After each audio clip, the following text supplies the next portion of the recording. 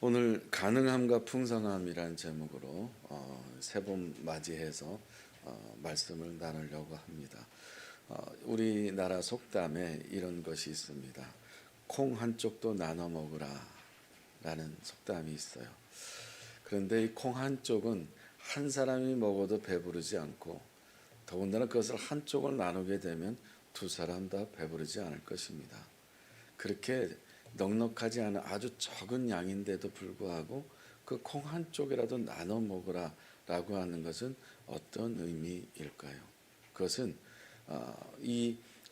어떤 그 유대 관계를 위한 공동체 의식을 의미하는 것이라고 우리 어르신들께서 그렇게 속담을 만든 것이라 생각합니다. 먹을 것이 없을 때, 가난할 때 콩 한쪽이라도 이렇게 나누다 보면 좀 더 풍성해지게 되고 또 마음이 따뜻해진다는 어른들의 교훈적인 속담이라고 생각을 합니다. 배고픔도 같이 느끼고 만족감도 같이 느끼고 함께 어우러져서 공동체적인 유대감을 위한 것이 바로 콩 한쪽도 나눠 먹으라는 것입니다. 그 어른들이 왜 콩이라고 했을까? 쌀 한쪽도 나눠 먹으라고 했을 때 쌀보다 콩이 더 커서 그런 것일까 궁금하기도 해요. 그러나 양을 뭔가 성분을 보면은 콩은 밭에 고기 소고기 있기 때문에 단백질이 많아서 콩으로 했는지 모르겠습니다만은 어쨌든 우리가 어려울 때일수록 콩 한쪽도 나눠 먹는 것이 하나님께서 하나님의 나라를 위한 우선순위라고 말씀드릴 수가 있습니다. 환경부에 따르면은 연간 음식물 쓰레기 양이 어느 정도 되는지 조사를 통계를 내보니까 2021년도에 815만 톤 정도가 음식물 쓰레기로 나갔다고 합니다. 전 세계에, 그러니까 그 작년 기준에서 저와 여러분이 한 사람이 버린 음식 쓰레기가 95kg이 된다는 것입니다. 전 세계적으로 보면은 확대해 보면은 7억 8,300만 명이 굶주리는 상황에서 약 전 세계 인구의 10분의 1이 지금 굶주리고 있는데, 그 중에 10억 끼 정도 분량의 음식물이 버려진다는 것입니다. 10억 끼. 그리고 전 세계 굶주리고 굶어 죽어가는 기아로 죽어가는 사람들이 어느 정도 되냐면은 하루에 19,700명인데 4.42초당 한 명이 기아로 죽는 것입니다. 똑딱 똑딱 똑딱 똑딱 지금 5초 안에 누가 기아로 어디선가 죽어가고 있는 것이죠. 2022년도 유엔 환경계획 UNEP라고 하는 곳에서 음식물 쓰레기 지수 보고서를 냈는데요. 2022년 한 해 동안에 10억 5천만 톤의 식품이 버려졌다고 합니다. 코로나 팬데믹과 우크라이나 전쟁으로 인해서 점점 더 악화되고 있는 음식난으로 죽어가는 사람들이, 불쌍한 영혼들이 많다는 것입니다. 특별히 멀리에서 찾아볼 것도 없이 저희 교회에 나오는 아프리카 지체들의 가족들이나 친척들 중에서도 가나, 우간다, 탄자니아, 나이지리아 곳곳에서도 이러한 기아로 죽어가는 가족들이 있어서 어느 지체들은 주일날 예배해야 되지만은 예배하지 못하고 아르바이트 할 수밖에 없는 상황이 있는 지체들도 있습니다. 인도의 콜카타에 사랑의 선교회를 세우신 마더 테레사 수녀님께서 45년 동안 이 빈민과 그리고 환자와 그리고 고아와 죽어가는 영혼들을 섬기면서 이런 말을 남겼습니다. 우리는 큰 일을 할 수 없을지는 모릅니다. 하지만 작은 일을 큰 사랑으로 할 수는 있습니다. 같이 함께 읽어볼까요? 시작. 우리는 큰 일을 할 수 없을지는 모릅니다. 예, 너무 와닿는 말씀이에요. 우리가 살아가는 삶의 일상에서는 우리가 할 수 있는 일보다 우리가 해낼 수 있는 일보다 해내지 못하는 감당하기 어려운 일들이 직면할 때가 많이 있으실 겁니다. 여러분들 할 수 없는 일들이 많을 때 여러분들은 어떤 생각을 하고 어떤 고민을 하고 어떻게 이것을 극복하고 아니면 그 자리에서 할 수 없는 일 앞에 불가항력적인 일 앞에서 어떻게 대응을 하고 계십니까? 제가 가끔 인용하는 기도문이 하나 있습니다. 전에는 사무실 컴퓨터 모니터에 이것을 부착해 놓고 외우다시피 매일 그것을 낭독했던 시가 있습니다. 변증학자이면서 신학자인 라이놀드 니버가 쓴 평온을 비는 기도의 서두에 보면은 서론에 이렇게 돼 있어요. 같이 읽겠습니다. 시작. 하나님, 바꿀 수 없는 것은 받아들이는 평온을, 바꿀 수 있는 것은 바꾸는 용기를, 또한 그 차이를 구별하는 지혜를 주시옵소서. 예. 이 기도를 읊조릴 때가 많이 있어요. 특히 할 수 없을 때, 좀 내가 감당하기 어려운 일에 딱 봉착했을 때 이것을 어떻게 해결해야 될 것인가 라고 했을 때 내가 할 수 없으면 받아들일 수 있는 평온을, 또한 내가 할 수 있다면 할 수 있는 용기를, 또 그 차이를 구별할 수 있는 지혜를 하나님 주십시오. 이 기도를 아주 가끔 하고 있습니다. 오늘 본문은 먹는 이야기가 나오죠. 하루 한 끼 먹는 것이 뭐가 이렇게 대수인가? 아무것도 아닌 것 같지만 여러분, 하루 한 끼 먹는 것이 굉장히 어려울 때 있지 않습니까? 특히 부모님들이 우리 아이들이 이제 개학을 했어요. 개학을 하면 부모님들은 방학이라고 하더라고요. 예. 아이들 방학 때는 하루하루, 아니 한 끼 한 끼 뭘 먹을까? 또 점심 먹으면서 저녁에는 메뉴를 뭘 할까? 이런 고민을 한다고 해요. 그래서 또 직장은 어떻습니까? 직장에서도 근무하다가 오늘 점심에 뭐 먹을까? 제일 어려운 질문이기도 하고 제일 쉬운 대답은 이런 메뉴입니다. 아무거나. 그냥 아무거나 먹자는 거예요. 그런 메뉴는 없는데 진짜 한 끼 메뉴 정하는 것도 사실 쉽지 않습니다. 먹을 것이 없어서가 아니라 너무 풍요롭기 때문에 내 컨디션과 건강 상태에 따라서 무엇을 먹어야 될지 행복한 고민을 하고 있는 세상에 살고 있습니다.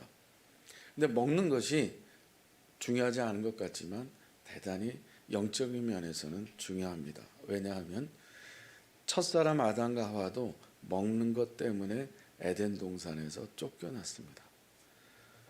에덴 동산의 모든 것을 열매를 먹어도 좋지만 중앙에 있는 선악과는 따먹지 말아라. 근데 아담과 하와가 선악과를 먹어서 그 파라다이스 에덴 동산에서 쫓겨났습니다. 예수님께서 공생애를 시작하시기 전에 40일 금식을 하셨습니다. 금식하셨을 때 3가지 시험을 받으셨어요. 첫 번째 시험은 어떤 시험입니까? 배고픈 사람에게 가장 필요한 건 먹는 거기 때문에 이 돌 갖다가 떡을 만들어 먹으라는 것이었습니다. 구약에 시작했을 때 아담과 하와 첫사람도 먹는 것이 문제였고, 예수님의 신약 시대에 대해서 예수님의 사역이 시작하기 전에도 첫 번째가 먹는 것이었습니다. 예수님께서 산상수훈에서 가르치는 메시지 가운데 무엇을 먹을까, 무엇을 입을까, 무엇을 마실까 염려하지 말아라.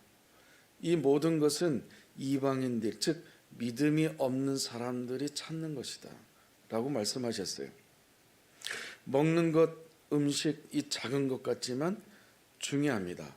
왜냐하면 사복음서 중에서 예수님께서 사역하셨던 모든 사역 가운데 이 오병이어 오늘 본문만 유일하게 사복음서 속에 다 나오는 말씀이에요. 37개의 기적과 표적을 예수님께서 행하셨어요. 37가지의 기적과 표적을 행하셨는데 그 가운데 공통적으로 나와 있는 사건과 표적과 기사는 오병이어 사건 하나밖에 없습니다. 예수님께서 이 오병이어 사건을 굉장히 중요하게 여기고 있다는 것이고, 이 먹는다는 것이 굉장히 중요하다는 말씀인 것이고, 또 오늘 본문에서는 이것을 표적이라고 말씀하셨기 때문에 표적은 사인이라고 하는 것이에요.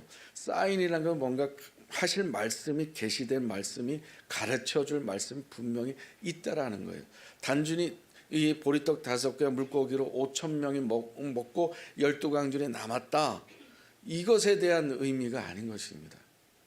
오병이어를 통해서 예수님께서 뭘 가르치시려는 그 메시지가 있다라는 것을 우리가 아셔야 합니다. 예수님께서 오병이어로 남자만 5,000명, 다른 복음서에서는 남자만 5,000명이라고 되어 있죠. 남은 음식 12강전입니다. 그렇다면 예수님께서 하실 말씀, 메시지, 교훈은 무엇일까? 3가지로 나누기를 원하는데요. 첫째는 예수님께서는 우리에게 계산하지 말고 예수님을 신뢰하라는 것입니다. 다시 말해서 여러분 머릿속에 예배 시간에도 이 머릿속에 계산하고 있는 것을 계산기를 집어 던지라는 거예요. 왜 그렇습니까? 예수님께서 빌립을 테스트하기 위해서, 빌립의 믿음을 보시기 위해서, 빌립을 시험하기 위해서 의도적으로 질문을 하셨어요. 야, 빌립아, 우리가 어디서 이 떡을 사가지고 이 많은 사람들을 먹일 수 있겠니? 질문을 하셨습니다. 예수님께서 우리 이 빌립에게 주신 질문은 분명히 테스트였습니다. 그의 믿음을 시험하기 위해서였습니다. 여러분, 우리가 살아가면서 여러 가지 시험을 당할 때 틀림없이 그 어떤 그 솔루션은 예수님께서 나의 믿음을 보시기 위한 것인 것을 믿으시기 바랍니다. 여러분 시험 당하셨다면 왜 나에게 이런 일이, 왜 우리 집안에 이런 일이, 이렇게 해석하고 접근하지 마시고 주님께서 나에게 어떤 믿음을 보시려고 하시는 것, 할렐루야. 나의 지금 믿음의 현 주소, 나의 지금 맥시멈이 100이라고 한다면, 내 믿음이 100이라고 한다면 지금 어느 정도 올라와 있는가? 그 모든 일들의 사건은, 모든 컨텍스트는, 모든 상황들은 다 예수님께서 우리에게 시험하기 위한 것이에요. 너의 믿음이 어느 정도 됐는지를 보시기 위한 것입니다. 이 빌립이 예수님의 시험에 넘어가 버렸어요. 참 짓궂은 예수님이시죠. 너무너무 짓궂으세요. 당신이 그렇게 질문해놓고 분명히 질문을 그렇게 하셨어요. 어디서 사서. 그러면 당연히 질문을 받은 사람은 얼마면 될까 생각하지 않겠어요? 질문을 예수님께서 이렇게 하셨다면, 야, 이 많은 사람들을 어떻게 먹일 수 있겠니? 라고 했으면 다른 대답이 나왔을 텐데, 예수님은 분명히 어디서 사서, 그러면 산다고 하는 것은 돈이 발생이 되는 거잖아요. 돈이 있어야 돼. 지불할 돈이 있어야 되는 거 아니겠습니까? 근데 어디서 사서 이렇게 질문해 놓고 시험을 해요? 우리가 살면서 당연한 것 같지만 이 당연한 것 가운데, 사소한 것 가운데서도 시험하실 때가 있다는 거예요. 근데 어쨌든 이런 시험을 당했던 빌립은 어떻게 대답합니까? 아, 주님, 진짜 계산이 빨라요. 얼마요? 빌립이 뭐라고 답변합니까? 200데나리온이라 말합니다. 아, 주님, 200데나리온이면 이 많은 사람들 충분히 먹을 것 같습니다. 조금 부족하긴 하겠지만. 근데 이 빌립이 어떤 또 마인드가 있냐면 본문에서 이렇게 답변해요. 사람들한테 모금을 해서, 사람들한테 돈을 걷어서, 그러니까 기부, 펀드를 해서 돈을 모아서 기부하고 모금을 하면 200데나리온 갖고도 부족하지만, 이런 어떤 이렇게 빌립도 나름 머리를 많이 쓴 거죠. 십시일반으로 거두면, 콩 한 쪽도 나눠 먹는 마인드로 사람들한테 거두면 한 200데나리온 되지 않겠습니까? 200데나리온 먹을 수 있지 않습니까? 그래도 좀 부족할 것 같습니다. 200데나리온은 어느 정도예요? 일반 시골에서 임금이 남녀가 좀 차이가 있습니다만은 저희 어머니 알바할 때는 보통 8만 원인 것 같아요. 92세 어르신이 알바 뛰면은 8만 원 정도 된다고 하시더라고. 인삼밭에 이렇게 가면은. 근데 남자들은 10만 원 넘는다고 해요. 근데 평균 10만 원을 본다면 10만 원이면은 하루 일당 10만 원이면 200데나리온이면은 어느 정도입니까? 2천만 원입니다. 1데나리온이 하루 품삯이거든요. 1데나리온 하루 품삯이면 200데나리온이면 2천만 원 정도 되는 거 맞습니까? 2천만 원이면은 뭐 연봉 2천만 원. 그러니까 이 정도 2천만 원 정도 있어야 먹을 수 있다는 겁니다. 근데 예수님께서는 그걸 원하시는 것이 아닙니다. 최근에 지난주에 서점에서 책을 구입했는데 목회 데이터 연구소라는 곳에서 두란노 출판사를 통해서 한국교회 진단 리포터라는 책을 발행을 했습니다. 한국교회 진단을 5가지 영역의 교회, 예배, 교육, 선교, 봉사, 또 하나가 교육, 뭐죠? 교제, 친교. 읽으셨구나. 5가지 영역에서요. 그 가운데 예배 영역을 이렇게 먼저 서론에 이렇게 돼 있더라고요. 한국교회 성도들 가운데서 3명 중에 1명은 예배를 드리지만 예배 가운데 하나님의 임재를 경험하지 못하고 있습니다. 61%. 그리고 한국의 청년들이 41% 청년들이 어떤 이성 관계에 대해서 또한 진로에 대해서 미래에 대해서 불안해서 뭐죠? 타투라든지 일단 그 사주라든지 점을 보러 갑니다. 크리스찬들도 그런 분들도 재미 삼아서 점을 치거나 이렇게 이런 어떤 그것을 한다고 해요. 그러니까 우리가 예배하면서 하나님을 경험하는 것이 예배인데 하나님의 은혜를 돌려드리고 하나님의 은혜 감격하며 반응하며 기도하며 예물 드리는 게 예배인데 이 예배 가운데 그런 하나님의 임재를 경험하지 못하고 있다라는 분들이 3명 중에 1명이라는 거예요. 더 놀라운 것은 이러한 신앙생활을 하는 사람들을 관념적 신앙이라고 하는 것입니다. 그냥 어떤 변화와 어떤 내 안에 다이나믹한 것이 일어나지 않고 내 안에 어떤 하나님과 관계 안에서의 어떤 그 변화나 그런 어떤 성숙이나 성장이나 이런 것들이 일어나지 않고 도전이 챌린지가 일어나지 않고 그냥 내 안에 그냥 관념적으로 그냥 마음의 평안과 마음의 위로만 받기 위해서 예배를 드린다는 거예요. 그런 변화가 일어나지 않는다는 그 책에 나와 있습니다. 사랑하는 여러분, 여러분 안에 있는 그 어떤 계산기를 다 버리시기를 축복합니다. 될까 안 될까 될까 안 될까 계산하는 계산기를 버리시고 지금 옆에 계신 함께 계신 예수님을 신뢰하고 예수님께 모든 것을 위탁하는 믿음이 저와 여러분들에게 있기를 바랍니다. 두 번째는 예수님께서는 중심을 보신다라는 것입니다. 중심을 보신다. 예수님의 제자 안드레가 보리떡 5개 물고기 2마리를 갖고 온 어린아이를 데리고 옵니다. 예수님께 안내를 해요. 안드레 역시 계산적이에요. 어떻게 계산적인가? 무슨 계산을 했는가? 자, 빌립보다는 안드레가 좀 나아요. 군중에 가서 보리떡 5개 물고기 2마리 가지고 있는 어린아이를 발견하고 그 어린아이를 이걸 예수님께 가지고 가면 안내하면 좀 낫겠다. 가능하지 않겠나? 그래서 가지고 옵니다. 그런데 뭐라고 말합니까? 그러나 주님께 가지고 가고 주님께 기도하면 된다라고 하는 믿음은 있으나 그러나 자기도 머리 굴린 거예요. 계산한 거죠. 이거 가지고 예수님께 가지고 왔으나 그러나 이거 가지고 택도 없습니다. 이런 말을 합니다. 초치는 이야기를 하고 있어요. 택도 없습니다. 그러나 안 됩니다. 여러분에게도 그러나 신앙이 있습니까? 그러나 이 정도 갖고 있으면 정말 주님께 올려드리면 될 텐데 가능할 텐데 풍성하게 될 텐데 그러나 과연 될까라고 하는 의심이 있다는 겁니다. 어찌 보면 빌립이나 안드레나 예수님의 제자인데 예수님과 동행하는 사람인데 별 차이가 없습니다. 안드레가 좀 더 난 것 같지만 도찐 개찐입니다. 사랑하는 여러분, 여러분에게 있어서 예수님은 어떤 분인가요? 예수님을 깊이 생각하는 사순절을 여러분 보내고 계십니까? 감당하기 어려운 일을 만났을 때, 삶의 일상에서 직장에서 사람 때문에 불편함이 있을 때 안드레처럼 제가 할 수는 있는 것은 이 오병이어를 갖고 있는 어린아이를 주님께 인도하고 안내하는 것입니다. 그러나 이것으로는 불가능합니다. 스스로 계산기를 두드리다가 오병이어가 주님 앞에 있는데도 스스로 불가능하다고, 나는 할 수 없다라고, 나는 아는 것이 없다라고 스스로 포기하고 있지는 않습니까?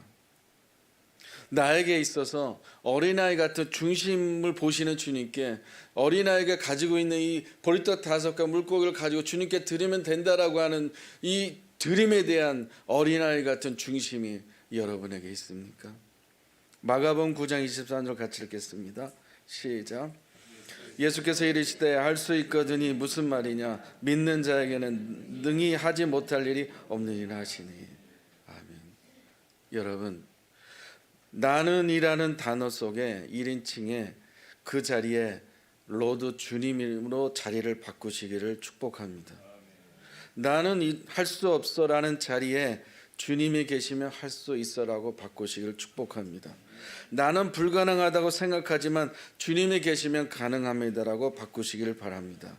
나는 부족해서 없다고 하지만 이 보리떡 5개 물고기, 내 생활 안에 나의 삶에 이것밖에 없습니다라는 부족하다는 그 속에 나는 대신에 주님으로 바꾸시기를 바랍니다. 주님은 풍성하게 하실 수 있습니다.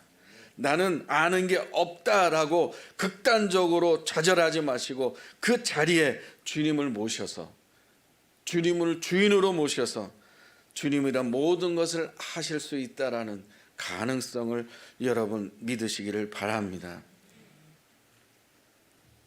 어찌 보면 우리는 어린아이처럼 중심으로 주님께 드리는 어린아이처럼 그 어린아이 같은 믿음이 없는 우리 자신을 발견할 때 있지 않겠습니까? 마지막 3번째는 주님은 원하는 대로 주시는 풍성하신 분이라는 것입니다. 예수님께서 제자들에게 뭐라고 말씀하세요? 저들이 원하는 대로 주라고 하셨어요. 원하는 대로 줘라. 이 보리떡 5개 물고기 2마리지만 저들이 원하는 대로 줘라. 그럼에도 불구하고 12강주리가 남았습니다. 원하는 대로 주라. 빌립보서 4장 29절 같이 읽겠습니다. 시작. 나의 하나님, 너희 모든 쓸 것을 채우시리라. 아멘. 오병이어로 배고픈 사람들이 원하는 대로 나눴습니다. 12강주리가 남았습니다. 요즘 계속 묵상되는 사순절에 묵상되는 3가지 단어가 있습니다. 드림과 섬김과 나눔입니다. 예수님은 어떤 삶을 사셨을까? 사순절 동안 예수님을 생각하면 생각할수록, 묵상하면 묵상할수록 예수님은 드리는 삶을 살았고, 예수님은 섬기는 삶을 살았고, 예수님은 나누는 삶을 살았습니다. 예수님께서는 우리 죄를 구원하시기 위해서 자신의 생명을 십자가에 드리셨습니다. 예수님께서는 길이로 방황하는 우리의 삶을 불쌍히 여기셔서 길이요 진리요 생명이 되셔서 날마다 우리를 섬겨주고 계십니다. 예수님께서는 십자가의 사랑을 우리에게 나눠주셨습니다. 또 그 십자가의 사랑을 주변에 나눠주라고 말씀하십니다. 말씀 마무리하겠습니다. 사랑하는 여러분, 보리떡 5개와 물고기 2마리는 어린아이에게 전부입니다. 그것을 계산하지 않고 예수님을 신뢰하고 드렸습니다. 마음의 중심으로 드렸습니다. 예수님께 드릴 때 가능할 것이고 예수님께 드릴 때 풍성할 것이라고 하는 확신과 믿음이 어린아이에게 있었습니다. 그러나 예수님 옆에 있는 그 빌립과 안드레, 그의 제자들 10명은 아예 언급조차도 없이 아무런 반응이 일어나지 않았습니다. 이 사순절 기간에 불가능을 가능케 하신 예수님, 부족함을 넉넉하게 채우시며 풍성케 하신 예수님처럼 드림과 섬김과 나눔으로 여러분의 사순절을 보내시기를 축복합니다. 밥 한 끼 먹는 것이 뭔가 얼마나 그것이 중요한가라고 생각하시면 모르시겠지만, 한 끼도 없는 콩 한 쪽도 나눠줘야 되는데 그 콩 한 쪽도 없어서 죽어가는 영혼들이, 백성들이 4.42초에 한 명씩 죽어갑니다. 우리가 하나님께서 우리에게 살아갈 수 있는 넉넉함을 많이 주셨는데도 불구하고 우리 여전히 없다, 부족하다, 불가능하다 이런 생각을 갖고 있다면 이 사순절에 완전히 바꾸셔야 됩니다. 그리고 예수님이 계시면 모든 것이 가능합니다. 예수님이 계시면 모든 것이 풍성합니다. 예수님이 계시면 모든 것을 알게 될 것입니다. 이 믿음이 회복되기를 원합니다. 성령의 도우심 없이는 우리는 아무것도 할 수 없습니다. 우리가 성령의 도우심이 우리 안에 충만하게 사순절 기간에 성령이 여러분 안에 충만하게 역사하시도록 저와 여러분들의 성령으로 말미암아 부흥이 일어나도록 새로운 변화가 일어나도록 매일매일 주님 앞에 머무는 저와 여러분들 되기를 축복합니다.